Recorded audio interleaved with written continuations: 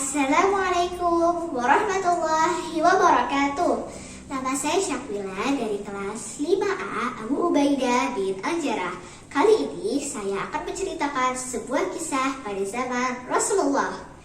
Kisah Julaibib, sahabat Nabi yang dirindukan bidadari surga. Ada satu kisah sahabat Nabi yang begitu menyentuh hati karena memilih berjihad bersama Rasulullah SAW daripada kenikmatan dunia. Allah pun menjadikannya syahid dan menjadi rebutan para bidadari. Namanya Julaibib radhiyallahu anhu. Begitulah ia dipanggil. Namanya menunjukkan kalau ciri fisiknya kerdil dan pendek. Nama Julaibib merupakan nama yang tak biasa dan tidak lengkap. Julaibib hadir ke dunia tanpa mengetahui siapa ayahnya.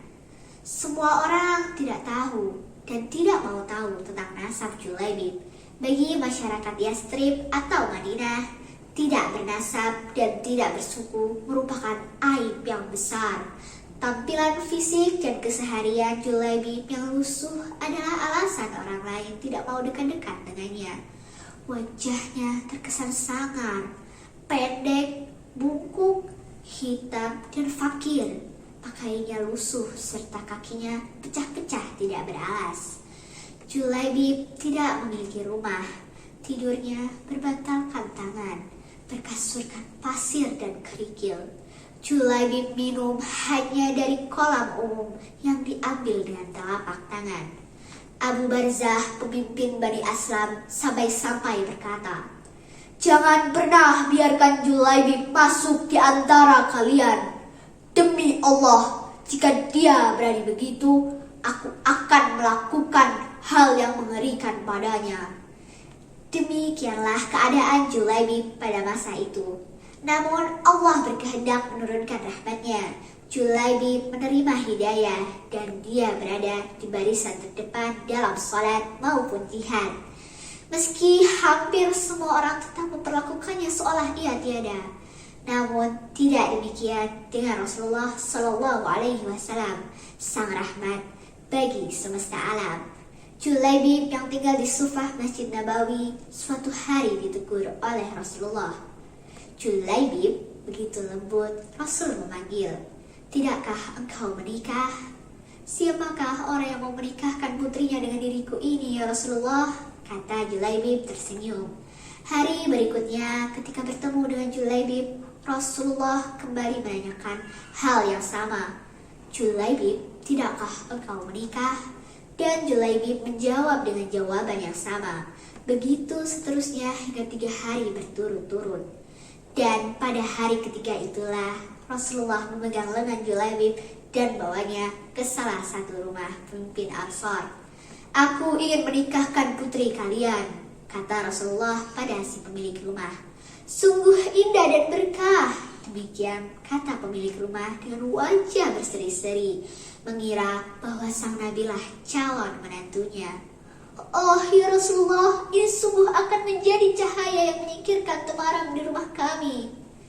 "Tetapi bukan untukku," kata Rasulullah. "Kupinang putri kalian untuk Julaibib," tegas Rasulullah. "Julaibib?" nyaris terpekik ayah sang gadis. "Ya, untuk Julaibib." "Ya Rasulullah, saya harus meminta pertimbangan istri saya tentang hal ini," kata ayah sang gadis. "Dan Julaibib?" istrinya menjawab. "Bagaimana bisa? Julaibib wajah lusuh, tidak bernasab, tidak berkabilah, tidak berpangkat, dan tidak berharta. Demi Allah, tidak akan pernah putri kita menikah dengan Julaibib." Dari balik tirai, sang putri berkata, "Siapa yang meminta?" Sang ayah dan sang ibunya pun menjelaskan, "Apakah kalian hendak menolak permintaan Rasulullah? Demi Allah, kirim aku padanya. Dan demi Allah, karena Rasulullah yang meminta, maka tidak akan membawa kehancuran dan kerugian bagiku," kata sang gadis.